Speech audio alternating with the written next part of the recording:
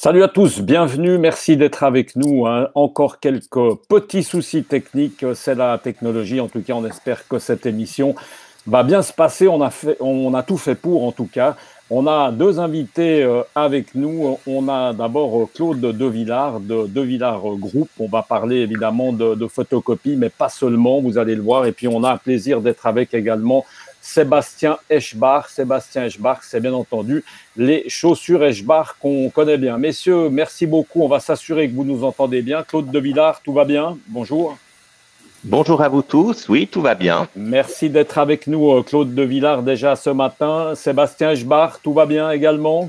Bonjour, tout va très bien aussi. Bon, pourvu que ça dure, comme on dit. On va s'intéresser d'abord, avant de s'intéresser évidemment à vos entreprises respectives. C'est pour ça que vous êtes là ce matin. C'est des belles entreprises familiales. Du reste, on aura l'occasion d'en parler dans un instant. Devillard, c'est tout simplement 62 ans sur le marché.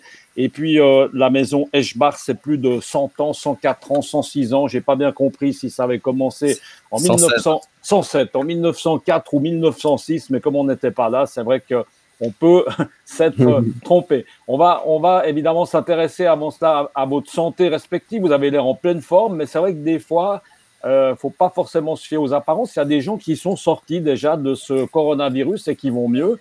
Claude Devillard, on commence par vous. Vous êtes en pleine forme. Votre entourage, l'entreprise, les employés, tout va bien? Alors, moi, je suis en pleine forme, effectivement. J'ai bien eu un petit rhume. Alors, est-ce que c'était le coronavirus avant qu'on en parle beaucoup? Je n'en sais rien. Mais en tout cas, je suis en pleine forme. Ma famille proche également. Et puis, évidemment, on est un petit peu préoccupé par la santé de nos parents, puisque nos parents, mon père et ma mère, qui sont les fondateurs de l'entreprise, sont toujours vivants, mais ils ont tous les deux passé 90 ans. Donc, évidemment, ils sont confinés et on prend grand soin d'eux pour les maintenir en bonne santé. Bien raison. Au niveau de l'entreprise, eh bien, peu de gens sont encore dans l'entreprise. Dans le bâtiment, on n'est que quelques personnes. La plupart travaillent en télétravail ou sont en RHT. Et puis, oui, on a quelques personnes qui ont été confrontées au coronavirus et qui sont en train de se soigner ou qui sont guéris. On va passer à Sébastien Eschbach. Avant cela, vous rappelez bien que vous pouvez à tout moment dans la partie commentaires de ce qu'on fait poser des questions évidemment à Sébastien Eschbach ou à Claude Devillard. Sébastien, de ton côté, tout va bien? Tu as l'air en pleine forme. La famille, les parents, c'est important. Et puis également les employés? Oui, alors tout le monde dans la famille va bien. Mes parents sont confinés chez eux, je les salue. Ma santé est bonne, celle de ma femme et de mes enfants est optimale. Donc pour l'instant, tout va bien. On a des collaborateurs qui sont chez eux, donc j'espère qu'ils sont bien protégés et qu'ils prennent bien soin d'eux pendant ce temps de confinement qui est assez difficile à gérer. On va parler entreprise. Claude Devillard, on l'a dit, 62 ans, les parents fondateurs de l'entreprise, le frère aussi, Marc, est avec toi, hein, toujours. C'est vraiment une entreprise familiale. Raconte-nous un peu ce que tu fais, parce que c'est une entreprise qui a beaucoup évolué, hein. On n'a pas attendu le coronavirus pour changer un petit peu son fusil d'épaule. Au début, c'était de la photocopie. Du reste, j'en étais un peu resté là, mais entre-temps, il y a beaucoup de choses en plus, hein, Claude. Alors, au tout début, c'était même ce qu'on appelait la duplicopie ou les duplicateurs à stencil, quelque chose que les jeunes ne connaissent plus, mais ça, c'était vraiment l'historique de l'entreprise. Ensuite, il y a eu la mutation vers la photocopie, vers l'informatique, vers les techniques d'impression, quelles qu'elles soient, et puis également vers maintenant la gestion électronique de documents, c'est-à-dire le flux documentaire à l'intérieur des entreprises, mais plus forcément sous une forme de papier. Et c'est vrai que c'est des révolutions successives que nous avons menées à bien dans l'entreprise. Sébastien Eschbach, au niveau de l'entreprise, présentation. Alors, on reviendra peut-être sur le fait qu'évidemment, Devillard, on connaît bien, c'est Route des Jeunes à Genève, mais c'est pas seulement sur la Route des Jeunes, c'est bien présent aussi en Suisse romande. Claude, on va y revenir, on donne la parole. Sébastien, les magasins Eschbach, ce n'est pas seulement, on a envie de dire, celui de Rive, qui est connu, là où j'allais faire du toboggan quand j'étais petit pour acheter mes chaussures. Du reste, on s'en rappelle bien tous. Sébastien, c'est la maison Eschbach, c'est combien de magasins?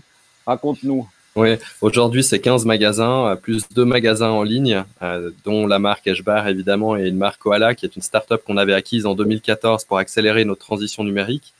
On est présent en ligne depuis 10 ans, ça continue de progresser, malgré le confinement et le fait que les produits de mode ne soient pas forcément considérés comme de première nécessité, c'est bien normal en ce moment. Après, c'est une entreprise qui aujourd'hui a son outil de travail à l'arrêt pratiquement intégralement, à part la partie digitale de l'entreprise. Donc c'est un grand défi à gérer. On va y revenir. Qui dirige cette entreprise? Parce que c'est vrai, c'est 107 ans, c'est une dynastie. On a presque l'impression de parler du Cirque-Nid, finalement. C'est à peu près ça, Sébastien, non? Oui, c'est à peu près ça. Puis j'ai le plaisir de travailler à la fois avec mes oncles et mon père qui aujourd'hui ne sont pas forcément dans l'entreprise, ils sont bien mieux chez eux. Donc là, je me sens un peu seul dans des grands bureaux vides, mais on co-dirige cette entreprise en bonne intelligence depuis mon entrée dans l'entreprise il y a environ 12 ans. J'allais dire, c'est un gros bateau, faut juste pas que ce soit le Titanic, si tu me permets la comparaison, mais là, c'est pour rigoler. On va revenir forcément à ce qui se passe aujourd'hui dans l'entreprise. Claude de Villard, aujourd'hui, l'entreprise, elle est comment? Elle est complètement arrêtée? Pas vraiment, hein, parce qu'il y a des notions de dépannage, de fourniture. Alors effectivement, elle n'est pas complètement arrêtée, elle est largement ralentie en tout ce qui concerne les interventions sur le terrain, mais c'est vrai que dépanner un multifonction ou une photocopieuse, c'est impossible en télétravail. On a des techniciens qui sont sur le terrain, on a des livreurs qui vont livrer également le matériel qui permet de faire fonctionner ces machines. Et puis, on a nos deux autres activités principales, l'informatique, alors qui a beaucoup travaillé ces dernières semaines, puisqu'on a eu l'occasion d'installer beaucoup de systèmes VPN et de télétravail pour nos clients, dont on s'occupe de leur informatique. Et puis, on a la section également gestion électronique de documents, où là, on travaille sur des projets pour justement gérer et mettre en place les flux documentaires dans l'entreprise. Et ça, on peut le faire en télétravail. Donc, il y a des activités que nous arrivons à maintenir et d'autres qui sont très, très ralenties. Mais sur 120 personnes, on a pas loin de 80-85 personnes en RHT, partiel ou total. Un mot, on a dit, hein, de Villars, c'est aussi bien implanté en Suisse romande, forcément que la situation, elle est pareille en Valais, à Renan, hein, c'est ça, vous avez des succursales, c'est exactement la même chose, même combat. On a effectivement une entité à Renan, on a également des représentations à Neuchâtel et à Sierre en Valais, mais c'est assez étonnant, il y a un peu plus d'activité dans le canton de Vaud que dans les autres parties de Suisse romande et je ne me l'explique pas, je ne sais pas pourquoi. Il y a un petit peu plus d'activité sur le territoire du canton de Vaud. Sébastien Eschbach, on reviendra tout à l'heure parce qu'en fait tu as deux casquettes, la casquette chaussures Eschbach et puis on reviendra évidemment tout à l'heure sur une belle plateforme que tu as eu la bonne idée de mettre en ligne il n'y a pas très longtemps, Genève Avenue. Aujourd'hui, quand on s'appelle Eschbach, 15 magasins qui sont fermés, comment est-ce qu'on essaye de tirer là au milieu quand même un peu son épingle du jeu, d'arriver quand même à vendre 2-3 paires de chaussures? C'est pas évident. Notre part de chiffre d'affaires online avoisine les 10-12%.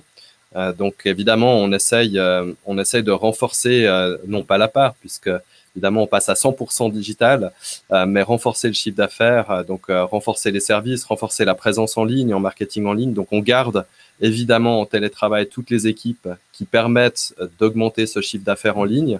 Et puis on garde les équipes logistiques qu'on fait travailler en shift 5 heures pour qu'il n'y ait pas trop de monde dans une chaîne logistique.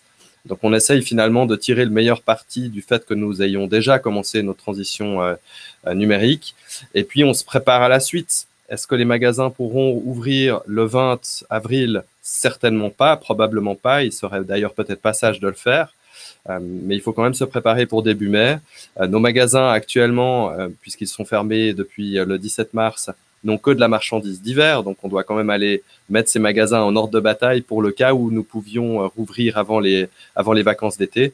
Donc c'est quand même déjà planifié la suite, même si on manque complètement de visibilité aujourd'hui sur une reprise partielle ou totale de chaque secteur économique. Et puis là, à noter que là au milieu, Sébastien, enfin j'allais dire cerise sur le gâteau, mais ça va en être une de cerise sur le gâteau, mais pas forcément tout de suite.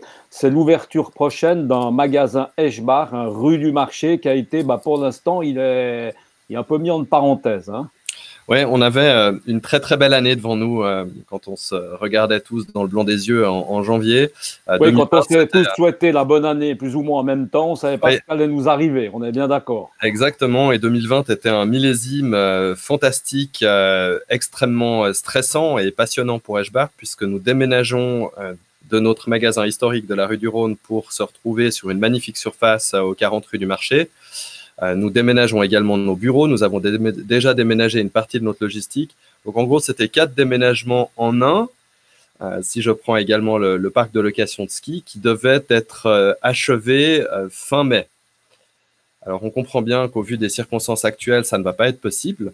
On a un chantier qui peut être encore ouvert sur 40 rue du Marché, mais avec 5 ou 6 ouvriers maximum. Donc, évidemment, on prend du retard. Et puis, le déménagement qui devient de moins en moins certain. Je parlais de manque de visibilité tout à l'heure. Alors là, on est évidemment en plein dedans. On ne sait pas quand les entreprises pourront venir travailler et quand on va pouvoir ouvrir ce fameux nouveau magasin qui, pour te rassurer, Michel, comptera bien un magnifique toboggan qui sera le plus long toboggan jamais créé pour la maison Eschbach. Depuis que mon grand-père avait imaginé le premier, il y a 2 générations de cela, d'installer des toboggans dans les magasins. Mais vous auriez dû ouvrir un parc d'attractions, Eschbach. Vous êtes Ouais, en ça. plein dans. C'est Je me ça, suis hein, complètement trompé de vocation. Ouais, exactement, Est-ce exactement. que les adultes auront droit d'utiliser le toboggan? Il faut, mais il est particulièrement dangereux. Particulièrement dangereux.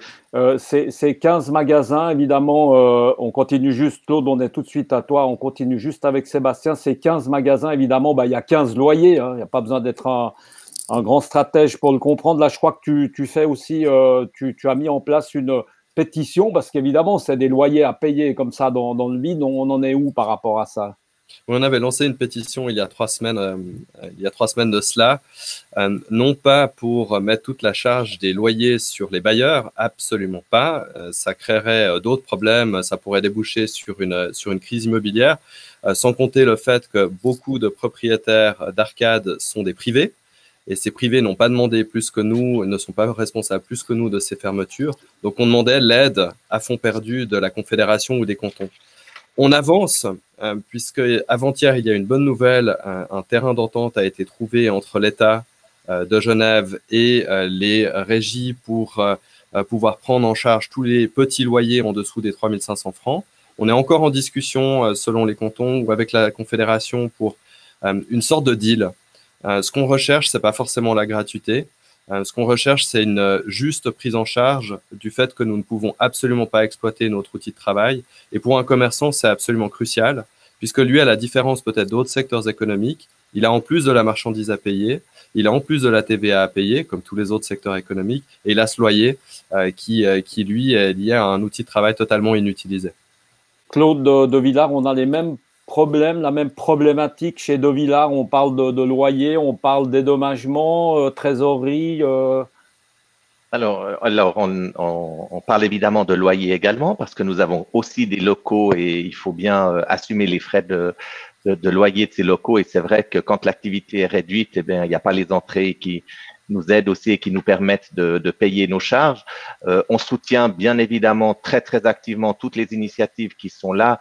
Et il faut le saluer, il y en a quand même pas mal qui sont mises en place, même si tout n'est pas parfait et même si il faut aller plus loin parce qu'il y a encore des domaines dans lesquels il manque des aides. Alors, on parle des loyers, on peut parler des indépendants, on peut parler aussi de certains patrons parce que si l'entreprise n'a pas la surface financière suffisante pour pouvoir tenir le coup, eh bien, les patrons ne reçoivent pratiquement rien comme indemnité. C'est vraiment extrêmement limité et pour certaines entreprises, ça peut poser vraiment de très gros problèmes.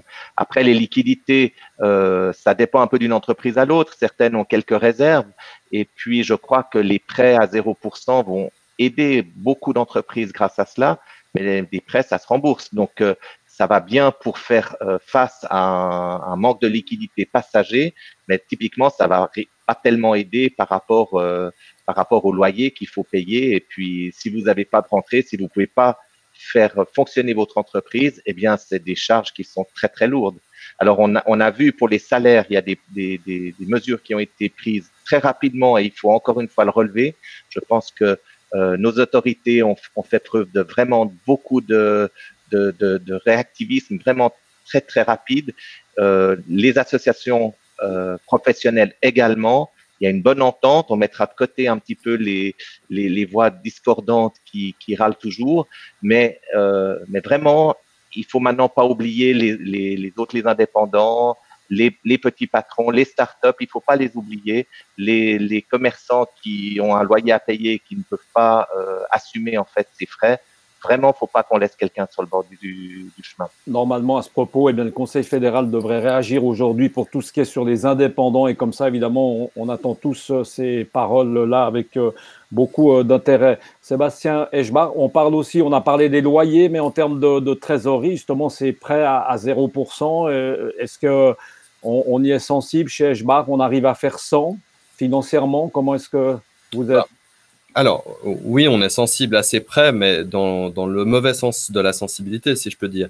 Vous avez des commerçants qui, quand tout va bien, ont une rentabilité de 1 à 3%, et puis vous leur demandez de rembourser un prêt sur une grosse partie du chiffre d'affaires en dégageant hypothétiquement dans 1 an, dans 2 ans ou dans 5 ans, une rentabilité supérieure à ces 1 à 3% afin de pouvoir rembourser. Donc, pour moi, créer un prêt avec des secteurs qui sont de faible valeur ajoutée, c'est juste ne pas régler le problème, c'est au contraire le renforcer. Et c'est pour ça que j'essaye modestement de me battre aussi pour les autres commerçants qui n'ont pas forcément de réserve. Il y a aussi beaucoup de commerçants indépendants qui, eux, sont pour le coup doublement perdants.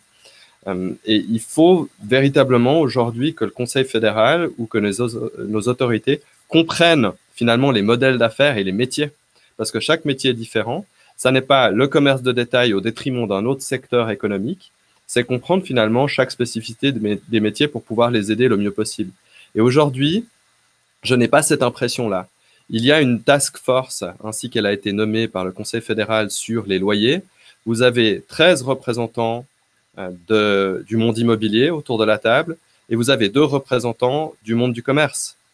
Est-ce que le monde immobilier a tellement peur d'avoir tort, finalement, qu'ils doivent être 6 fois plus nombreux autour de la table pour défendre leur point de vue, qui est, finalement, jusqu'à présent, nous ne rentrerons pas en matière. Mon point, c'est de dire, bailleurs comme locataires, comme tous les autres secteurs économiques, eh ben, c'est à ce moment-là qu'on doit tous se mobiliser, se serrer les coudes, afin de pouvoir de redevenir des locataires durables pour nos bailleurs. Claude de Villars, cette crise qu'on est en train de vivre chez De Villars, entreprise, on a dit au début, de 62 ans, est-ce qu'on en retire déjà, c'est un petit peu trop tôt, on en retire des leçons, on apprend évidemment de cette crise, il va y avoir une sorte de petit bouleversement, il y a des changements qui vont avoir lieu, parce qu'on dit que cette crise va laisser des traces. Est-ce que chez De Villars, entreprise bien implantée, ça pourrait en laisser, mais dans le bon sens du terme peut-être, Alors, on va essayer de capitaliser sur tout ce qui nous arrive. Un des éléments qui est peut-être le plus important en ce moment, c'est le lien que l'on arrive à conserver, soit avec les collaborateurs, soit avec les clients. Pour nous, c'est essentiel de pouvoir communiquer. Je crois que depuis le début de cette crise, il n'y a pas un jour où nous n'avons pas communiqué tant avec nos clients qu'avec nos collaborateurs. Et je crois que c'est très, très important. Donc, déjà, de resserrer les liens, puisqu'on est malgré tout tous dans ces difficultés. Bien sûr qu'il y a des habitudes qui se prennent également, du télétravail. Donc, ce sera probablement quelque chose qui pourra être développé dans certains cas de figure. Pas dans tous. Il y a aussi des inconvénients au télétravail. On commence à le voir. Et c'est vraiment… Lesquels inconvénients, Claude? Par exemple, l'isolement est déjà un problème assez important et on l'entend, nos collaborateurs nous le disent. Maintenant, ça fait plusieurs jours que je vois personne, que je suis pas là. Qu'est-ce qui se passe? Comment fonctionne l'entreprise? Est-ce qu'il y en a encore qui peuvent travailler? Donc, on voit qu'ils ont vraiment besoin de ce lien social. Parce que une entreprise familiale, c'est aussi des liens avec les collaborateurs. Et nous, ce qu'on essaye de faire, c'est loin des yeux, mais près du cœur. Et c'est vraiment important de pouvoir vraiment construire, tisser ces liens, les renforcer pour ressortir grandi d'une expérience qui, somme toute, est nouvelle pour la plupart d'entre nous. Sébastien Eschbach, on va revenir dans le commerce rapidement. Enfin, rapidement, je ne sais pas pourquoi je dis rapidement, on a le temps d'en parler tranquillement. Genève Avenue, quelque chose d'important, tu es précurseur, là, tu as eu une excellente idée avec ce Genève Avenue et ça tombe pile poil, c'est dans l'air du temps. Alors, c'est dans l'air du temps et malheureusement, si je puis dire, puisque le seul moyen qu'un commerçant a de faire du chiffre d'affaires aujourd'hui, c'est d'être accessible. Alors, il peut être évidemment accessible par téléphone, mais le meilleur cas de figure, c'est qu'il soit accessible aussi en ligne. Donc, en effet, cette plateforme a le vent en poupe aujourd'hui, puisqu'elle va bientôt dépasser les 100 commerces présents sur les plateformes. On a intégré très récemment l'assortiment de Manor Supermarché, dont on peut livrer les courses en 24-48 heures. On est les seuls du marché à pouvoir livrer des gros aussi rapidement pour l'instant. Donc oui, c'est une vraie demande des consommateurs. Ça vient aussi renforcer une intuition qu'on avait, qui était que si nous arrivions à créer une plateforme digitale qui ressemblait à ce que les clients pouvaient trouver dans la vraie vie, dans la vie physique, c'est-à-dire qu'il y a des grands commerces, des petits commerces, des grands commerces qui attirent, des petits commerces qui en bénéficient. Si on arrivait à créer ça online, ça fonctionnerait tout aussi bien.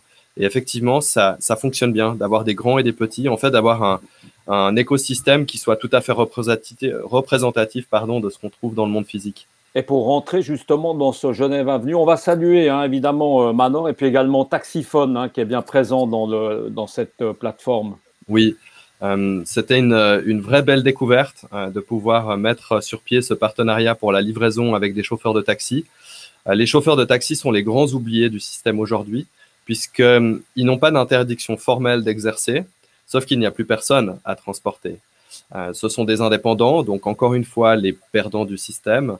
Et on a tenu également avec les services de Pierre Maudet du canton, qu'on salue ici et qu'on remercie encore, mettre sur pied ce partenariat avec les chauffeurs de taxi. Partenariat qui se passe extrêmement bien. On sait que les chauffeurs de taxi n'ont pas toujours eu une bonne presse, et pour nous, c'est aussi une sorte d'injustice. Finalement, new is always better, donc Uber était mieux que les taxis, les chauffeurs de taxi étaient désagréables, c'est pas du tout le cas. On a trouvé des personnes adorables qui font des livraisons jusqu'à Céligny hier, oui, parce que Céligny c'était le canton de Genève, donc on a livré à un client jusqu'à là, et franchement un partenariat dont on peut que se réjouir, assez génial, je dois dire. Messieurs, Claude de Villars, pour terminer cette sortie de crise comme ça, alors c'est vrai que là maintenant on est en train d'entendre, les gens s'emportent un peu, on aimerait ressortir, on aimerait tout rouvrir. Toi, ton regard, Claude, c'est le bon moment par rapport à ce que tu vois, par rapport à ce que tu sais. Il faudrait remettre cette économie en marche. C'est maintenant, bientôt. Je pense que vraiment la priorité numéro un, c'est la santé. C'est la santé de la population, c'est la santé des travailleurs. Je pense que c'est quand même le plus important. Une fois qu'on a la santé, on pourra affronter l'adversité. Je crois que ça, c'est le premier élément. Et il ne faut pas opposer la reprise ou la crise économique et la crise sanitaire. On va devoir travailler main dans la main. C'est-à-dire qu'au fur et à mesure que nous allons pouvoir diminuer les mesures de confinement, il faut que l'économie reprenne progressivement. On va le faire main dans la main, il faut le faire main dans la main.